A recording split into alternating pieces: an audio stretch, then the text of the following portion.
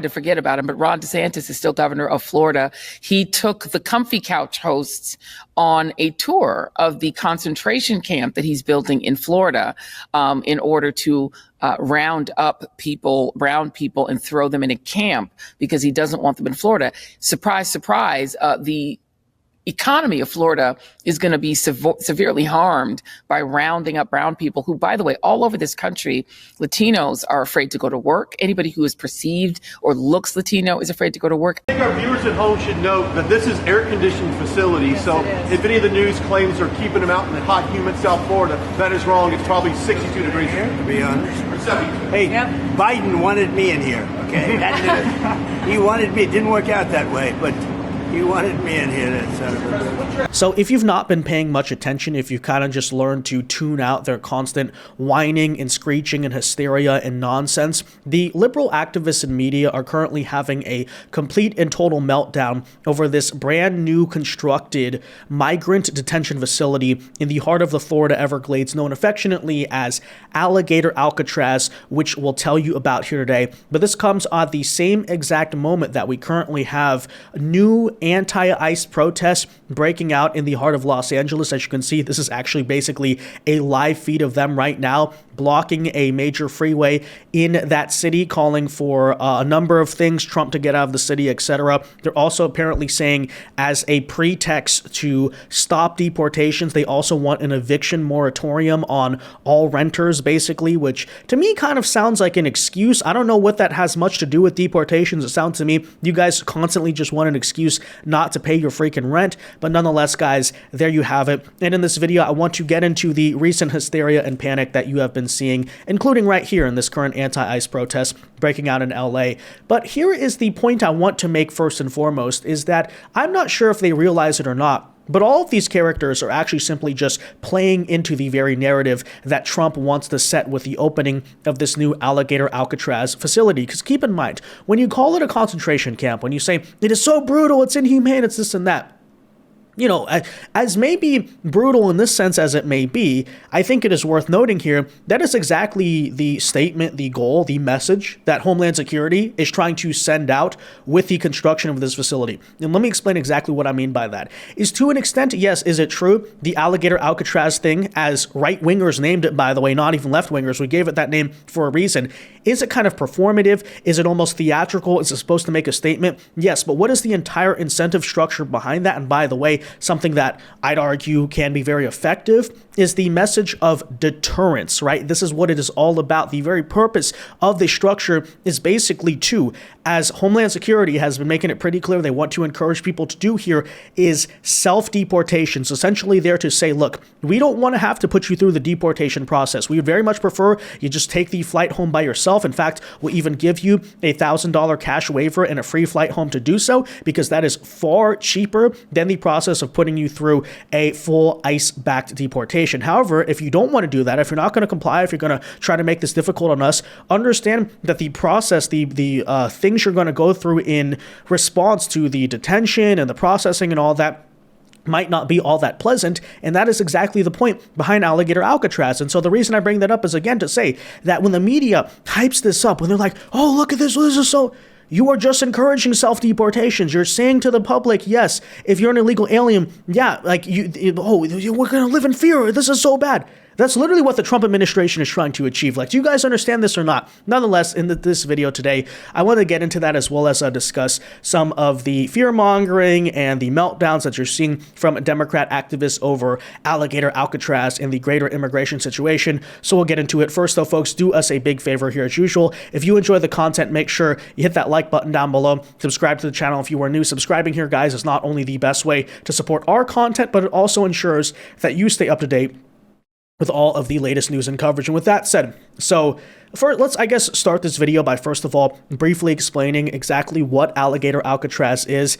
I mean, it ought to be pretty self-explanatory there, but essentially this is a small, newly constructed, very quickly constructed, by the way, I should add. I think it took place in like 2 weeks. I think literally, yeah, like 2 weeks ago, we had the Florida Attorney General saying he was going to build this, and in a stunning show of government efficiency in conjunction with Homeland Security, it has basically already been built. Today, President Trump took a visit to the facility. It is set to open exactly tomorrow, right? Wednesday, July 2nd here. And it is, again, exactly what it sounds like. This is a facility built in the middle of the Florida Everglades with a swamp surrounding it. Basically, that is supposed to serve as a natural moat, right? Because this is an area highly concentrated with alligators, pythons, etc. It is being built on this old airstrip basically between Miami and Naples, Florida, that they never ended up finishing. And so there's already a runway to set deportations flights out, etc. And there's already like open space to be building on here. So again, a very, I guess, cost-effective, strategic building in that sense. And as Donald Trump points out here, part of the purpose of this is, well, you don't necessarily need as many police officers as he says right here, because it is indeed what? Alligator Alcatraz. And is this the model going forward, Mr. President? It can be. I mean, you don't always have land so beautiful and so secure. We have a lot of bodyguards and a lot of cops that are in the form of alligators. You're not dependent so much. I wouldn't want to run through the Everglades for long. We'll keep people where they're supposed to be. These are very important things. We're setting records at the border. You know, we had no people come through that. Zero, no people. But we're going to keep it that way. So Ron was great. Now, with that in mind, I do think it is worth noting the strategic thinking behind this, because this very idea came exactly on the same month where we literally did see high-profile escape attempts occur at major ICE detention facilities. Of course, after Representative LaMonica McIver in the state of New Jersey was storming the ICE detention facility and allegedly attacking federal officers there, you had a situation here where Democrat activists stormed into that very facility, which allowed 4 criminal migrants to escape from the facility as federal officers were stuck dealing there with the Democrat activists. And so before people try to say, oh, there's no purpose for this, no, in some ways, these very activists, these very rioters, and these violent protesters, it's actually worth noting here, created the very need for a facility like Alligator Alcatraz to begin with, because guess what?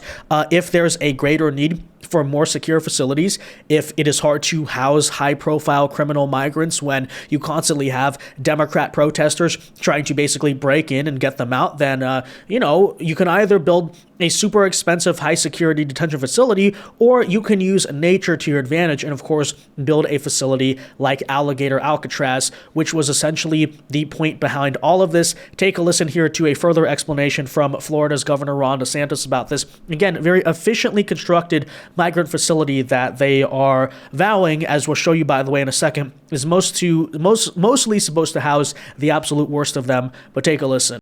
No problem. But all the stuff that goes into intake and processing of illegals, you're seeing this put up. This is all 24 hours. 24 hours from now, you're going to see even more. And by Tuesday, this will be able to have intake of illegals. And you've thought of everything. Okay, so there are 4 gigantic tents. Let's come on over here, Governor. And people are thinking, okay, you're in the middle of the Everglades. It's hot. That would explain why you've got this bank of air conditioners here. Yeah, so I mean, this is going to be, illegals will come in, they'll be processed, there'll be places for them to be housed, you'll have an ability for food, you'll have an ability for them to consult legal rights if they have that, because there is a process that's involved with this. So this is really everything. This is going to be a self-contained little area. And then, of course, you also have stuff for the staff that work here. So We've got laundry facilities, we've got showers, we've got, obviously, there you see the shower and bath facilities. Yep, right there. Yep. Where do you go to get a bunch of bathrooms like that? Well, so this is being done by the Division of Emergency Management. So when we have a hurricane, like we would actually have people stage here for hurricane response normally, anyways, but we have it. When we have all the linemen come in to do the power, we have to set up little areas for them. And so you have all this type of stuff. So this is not our first rodeo. The detainee illegal alien mission's a little bit different, and the deportations, but logistics, we know how to do that. Right, and for people thinking, okay, they're going to put the migrants on this hot asphalt, it looks like you're building a subfloor, and in fact, some guys are putting down the plywood. Yeah, no, look, this will be, there's not going to be anything that they're hurting for anything. There'll be AC, there'll be things that everybody needs. There's medical here. So it's being done right. It's being done by the book. A state government that is actually good at logistics, huh? I wonder what major 2028 Democrat presidential candidates currently as sitting governors could be taking notes from that. Comment your thoughts on that down below. But okay, with that in mind, I think it is also important to point out here before we get into the liberal meltdowns that we'll show you in a second. They're extensive, they're plenty. But first of all, by explaining to you actually what Alligator Alcatraz is and what it isn't, right? Because what's true about it, yes, it is supposed to make a statement. I'm not denying that at all, okay? It's not just another normal migrant detention facility. I'll absolutely give you that. It is, yes, meant to be hard to escape. That is true. It, thirdly, is not exactly probably the most pleasant place necessarily to be. It's a detention facility. It's basically a jail or a prison we're talking about here. Yet not universally, they're not exactly known as very pleasant places. But at the same time, okay, the idea that it's somehow a concentration camp, not really accurate. That it's some type of like inhumane, terrible place. It's like, okay, they're receiving air conditioning, okay? They have, clean sanitation, they have doctors, they have legal representation, Yes, is it in the Everglades? Yes, that's true. By all other accounts, though, it's a fairly normal practice, normal exercise there of U.S. justice, number one. Number two, another concern I've heard about this, by the way, is, and by the way, I actually respect this argument. I think it's just principally wrong, or factually wrong, I should say, there is the whole idea of the environmental issue, right? Because some have made the argument, okay, I'm not even against necessarily the migrant detention stuff, but why do you have to build it in the dead middle of the Florida Everglades where that's like, nature, right? That's the national park, etc. Like, Floridians want to preserve that. And, that's all well and true, except for the fact that I also note here that it's being built on a facility, on a plot of land, I should say, that already was concrete, already developed. And why is that? Because this is being built, as you can see here, on the old airstrip built between Naples and Miami that was supposed to be a project for a kind of regional airport there, and they essentially never finished it, but they still have the runway, they still have basically the facilities there. And so, you're basically talking about something here that's not creating any new natural damage, right? This thing was already built, it was already established, and so we're not necessarily even harming the local ecosystem in that regard. And so with that in mind, everything here is clean, right? Justice is still being respected, human rights are being respected, humane treatment and all that, but it's literally just a situation where you're doing it in the middle of Florida Everglades to, yes, make a statement in that regard. Nonetheless, as you could probably expect, right, what are we immediately seeing? For instance here, CNN's Tom Foreman going on to call Alligator Alcatraz performative cruelty to demean the people who are sent there. So that's what they're saying, right? But let's read that again. Performative cruelty to demean the people who are sent there. Well, I mean, as I said again, perhaps there's a valid point in that. Yes, this is something that is absolutely meant to go out and make a statement. What kind of statement are we making here? Of course, this is coming out the same exact day. Who is being demeaned, by the way? That ICE announced that multiple child predator illegal aliens are on the way out of the United States thanks to the Trump administration. They were detained recently, as early as this week. And, I think you're once again running into the Kilmar Abrego Garcia effect where, are Democrats really being careful? Are they actually being cognizant about paying attention who is going to be housed here and who they're actually going out to defend? Because I'm not exactly sure, for instance, in the cases of some of the people who were caught this week, you would necessarily want to be crying a river over them being detained at this so-called Alligator Alcatraz. But nonetheless, there you have one example. And of course, that is the mainstream talking point. But I want to show you here perhaps an even funnier left-wing meltdown about Alligator Alcatraz, because it does not take the normal line of, oh, that's so mean to the illegal aliens, right? This woman right here, an environmental activist that went on CNN today, apparently she's claiming to be a Florida wildlife director, is more concerned here, not about the illegal aliens, but claiming that the real victims of Alligator Alcatraz are the alligators. Because apparently, right, I don't know, they're going to be traumatized by the illegal aliens in their presence or something. Take a listen here, and you'll see this is kind of a prime example of how the woke always manages to cannibalize itself, because most people are saying, the illegal aliens, poor them, right? This is so bad for them. And then you have the crazy animal rights activist who's like, wait, but what about the rights of the alligators? Isn't that even worse? Isn't that the true story? Okay, take a listen here for yourself. This is kind of funny. How much of a threat does this volatile environment pose to the detainees, and several thousand are going to be moved there, especially when considering this will be a tent city exposed to storms and potentially even hurricanes? I think the storms are a real concern, but I'll say this, when it comes to the wildlife, I'm more concerned for the wildlife than the folks on the site. I've actually waded in the wetlands not far from that site myself, waist deep in the water, no problem, wasn't attacked by alligators. The idea that these are vicious animals out to attack people is rather absurd, and I think it detracts from the important message, which is that this doesn't belong here. Floridians don't want it here, and it's wasteful and an incredible risk to our ecological resources. So again, we already debunked the ecological argument, but I love that case there. The real victims here, guys, are the alligators, okay? We got mostly peaceful alligators waiting in the swamps, and these evil MAGA Republicans want to use them as a scapegoat for violence. And okay, what even is that argument, as I said, right? But again, prime example there of the woke cannibalizing themselves. By the way, on the front of Wolf Blitzer's argument that, oh, there's storms, there's hurricanes. Okay, if that comes, in that case, maybe you can move them? I don't know, it doesn't seem that hard. If a storm's going to come through their hurricane, okay, then move them temporarily to somewhere else. Are we, is that not a thing? You know?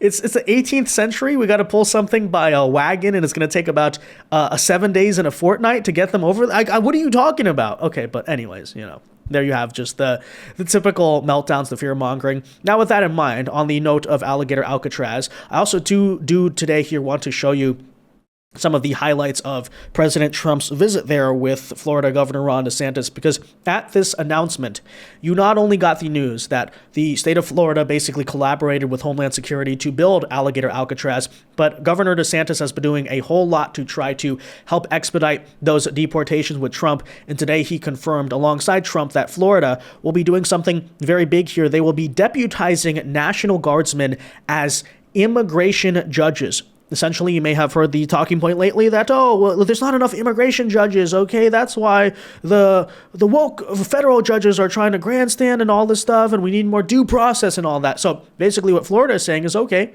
let's use the National Guard as deportation judges. I mean, why not, right? You said we need more immigration judges. So take a listen here to this announcement.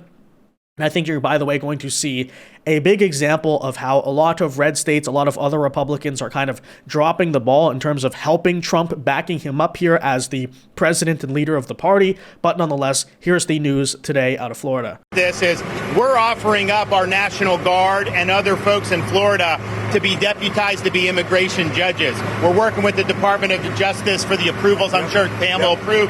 But then I'll have a National Guard judge advocate here. Someone has a notice to appear. Biden would tell them to come back in 3 years and appear. Now you'll be able to appear in like a day or two, so they're not going to be detained, hopefully, for all that long. We'll have people here in this facility that can make, it's a bureaucracy. The president's got to deal with the bureaucracy. Now, that Supreme Court ruling was good because that's going to allow him to be able to exercise Article 2 the way founders intended, but you still have bureaucracy. So we want to cut through that so that we have an efficient operation between Florida and DHS to get the removal of these illegals done.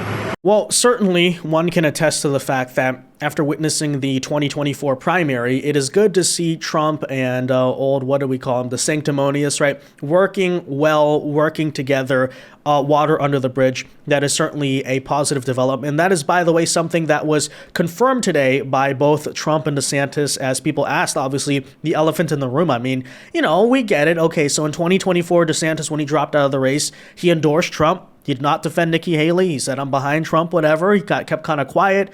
But still, the relationship to this day has been a little bit awkward. I think there was maybe even a little bit of awkwardness in their, public meeting, whatever, here today. But as was stated here by both of them, right? President Trump goes out and states, I think it's a 10, maybe a 9.9. There might be a couple of little wounds, but I think a 10. We have a great relationship. Take a listen here to that healing and maybe perhaps some good news, a good piece of consolation when you look at the current situation between Trump and Elon. Time truly does heal all wounds, but check it out.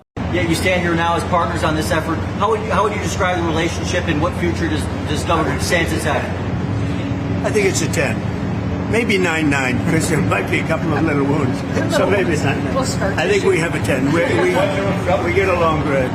Well, the thing about it is, I endorsed him immediately in January 2024. I raised one of his PACs millions and millions of dollars. And obviously, we saved him a lot of money in Florida because Florida was a deep red state. He didn't even have to do a rally in Florida, whereas 2016 and 20, this was like ground zero. And so we've been, really happy to do that. And then we've worked very well on this and other issues with Florida. You can call him at any time, and he wants to be helpful for governors. I mean, I can tell you that. We did Hurricane Helene last year. You didn't hear from the president at the time then. But with President Trump, we know immediately, just make the phone call. Go well with the federal government. It's been just a beautiful, beautiful partnership. So, Ron, I'd like to thank you personally. You're my friend, and you'll always be my friend. And we may have some skirmishes even in the future. I doubt it, but I will always come back because we just we have blood that seems to match pretty well. We have a relationship that's been a very strong one for a long period of time, and I appreciate it. Yeah, well, that's certainly a wholesome moment, but to be honest with you, I didn't play it just to feel good. I'm using it here to make a very explicit point, which is when you take a look at the current situation of the Republican Party nationwide, we complain a lot about Congress, and I think that is truly where a lot of blame is deserved and correct. But another point I want to make on this is, okay, so do you guys not find it to be, at the very least, a little bit ironic that Trump's strongest ally in terms of governors, in terms of state-level governments working in conjunction with the Trump administration on MAGA policy, specifically deportations, because keep in mind, Florida is taking a step above many other Republican states, okay? They're not just a not sanctuary state, they're an actively anti-sanctuary state. And what we mean by that is you don't just have a situation where law enforcement is not interfering or impeding or trying to stop the feds from deporting people. They're actively helping, right? They're doing basically immigration raids themselves, right? Florida Highway Patrol is actually doing that themselves. The state troopers, I should say there. You also have, right, Alligator Alcatraz, examples like that. But the reason I bring that all up is to say, okay, so what a pitiful indictment it truly is of the nationwide Republican Party that Donald Trump's strongest politician-level ally on deportations and immigration is literally his arch rival from less than a year ago. Is that not kind of, concerning? And, credits, by the way, to Ron DeSantis for being mature about the situation, for putting water under the bridge. And, the accusation certainly on him has never been that he was a bad governor by any means, right? He's the best governor in America for a reason, that some would argue, right? But where are the other Republican governors in this situation? Why are they not, okay, Alligator Alcatraz, one thing, whatever. But why do you not have them doing similar steps here to deputize National Guard, to send their own local police to do their own deportation raids so that way ICE in some cases doesn't have to, or ICE can basically devote less resources because the police there are actually backing them up, et cetera, et cetera. Where is that? You're basically seeing none of that. Why? Because many of the Republican Party here are just that weak, that ineffectual, that pathetic, and I think watching today's meeting between, again, two bitter enemies as of not that long ago and seeing, they're working together better than Trump is working with some of his other Republican governor allies who pretended to always be his friend. That's a pathetic situation. Nonetheless, good development here to see out of Florida. And they've definitely been doing a whole lot when it comes to these very immigration raids, to say the least. But with that said, guys, let me know your thoughts on all of this in the comment section down below. What do you think of Alligator Alcatraz, the greater relationship here between Trump and Ron DeSantis, and of course, the liberal media melting down, and of course, the protesters themselves right now, right? Currently causing a scene in the city of Los Angeles. Let me know, comment your thoughts down below. Leave a like on this video here, subscribe to the channel if you are new, and until next time, God bless and peace.